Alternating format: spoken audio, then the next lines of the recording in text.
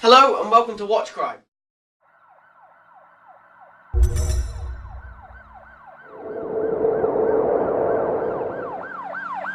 This month on WatchCrime we have a special update on the last month's story that we featured on the homeless killer, who has been killing homeless people throughout London for the past 6 months.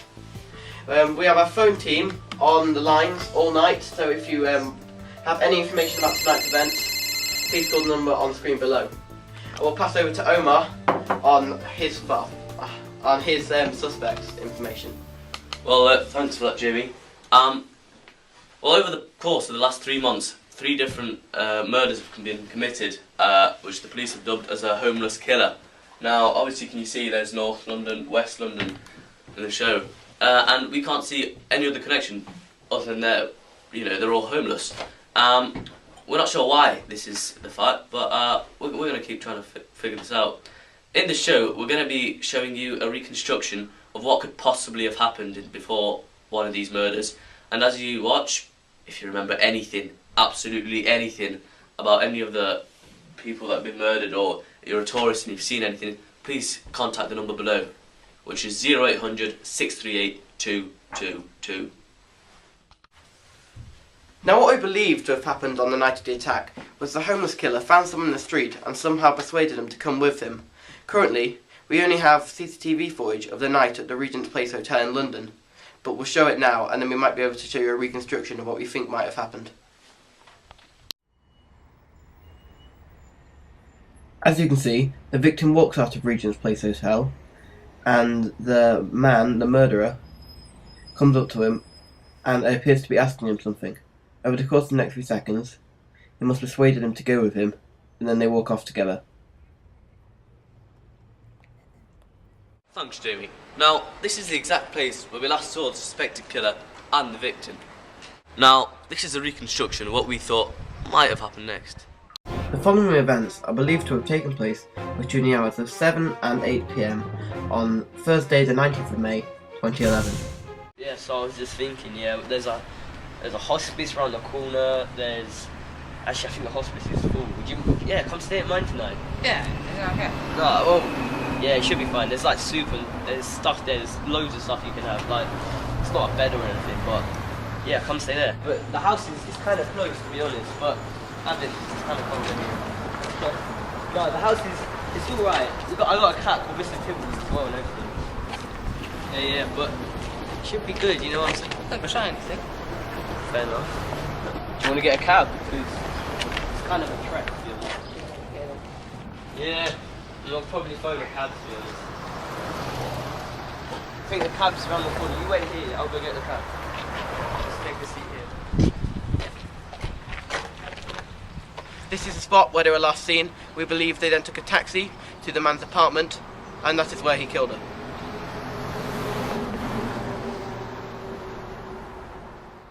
Part of London, man. Just give it a sec. I always leave a key behind the bin so no one else can get in. Yeah, wait here, I'll go get some soup.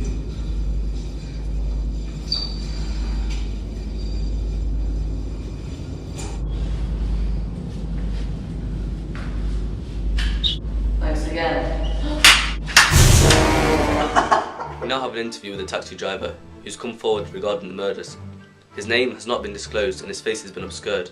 For security and privacy reasons, we're sorry for any offence this may have caused. So, what did you see on the night?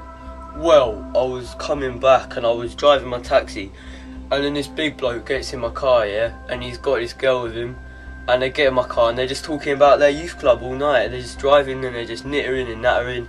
I think she was homeless because she just had like a sleeping bag and she had some crappy nasty clothes and stuff, yeah. Did the guy say anything else? He was talking about giving her a place to stay because her youth hostel was full, I think. It was full and she didn't have anywhere to stay. Yeah, those were 2 things, definitely, yeah. Alright. Did the girl say anything? The girl? You mean the one in the car? Yeah. I think she was pretty enthusiastic because she didn't have anywhere to stay, so yeah, I think she just seemed happy that she had somewhere to stay. So she went along with it and she actually went to the hospital? I don't know, mate. Sorry, they both got out of my car and I just drove off. That was all I saw. Alright, thanks for your cooperation. You've been a great help. Cheers, mate. Cheers. Thanks. But it doesn't stop there. Tanya Richardson, known mostly as Toya, moved down from up north to London with no possessions, but she regularly kept contact with her family and her friends in London. However, from recent reports, she has been rumoured to be dead for 2 weeks now, and it could be possible that it be the same murderer as before. Not many people would have come forward on this case, but we have an interview with local businessman Captain Hook, who offers shelter for the homeless at Camden Lock. So, Mr. Hook, what would be your connection with the murder? Well, I run a service for homeless people to sleep in the boats that I provide for a night, and they just have to give me a small amount of money. And Toya had been staying in the boats for a few nights, and she said that she'd be coming back the next night, but she just didn't come. Yeah, but did you see her on the night of the murder? Yeah, I think I saw her. I'm not sure if it was her, but I saw her go into a flat with some elderly man. So you actually saw her go in the flat there? below mine, yeah. Yeah. I did see her go in, but it might.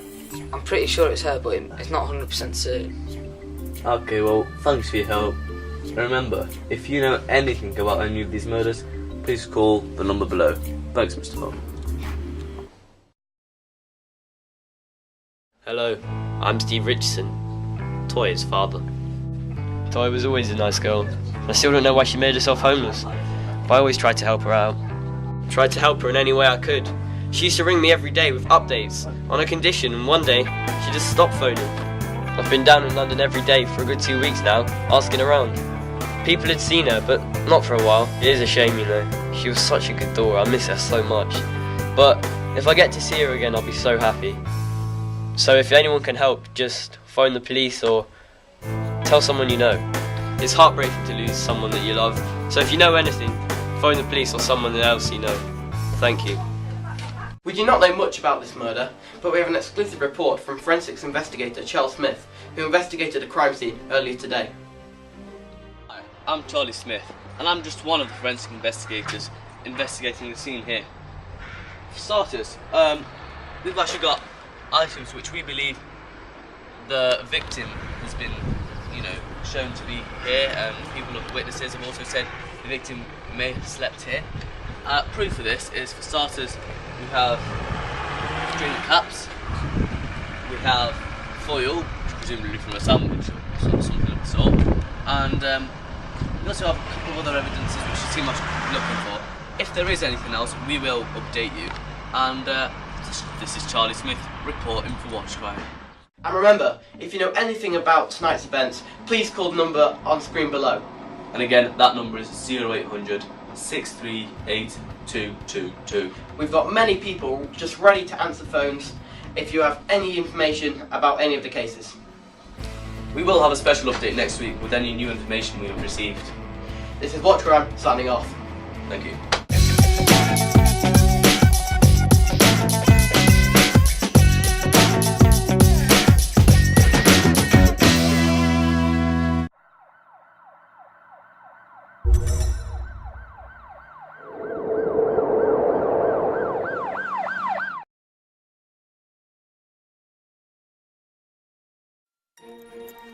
Coming up next on BBC One is Watchbird.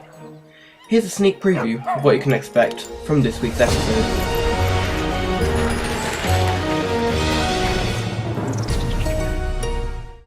So, here's a sneak preview of what you can expect. Yeah, the birds are just currently, well, looking for the show anyway.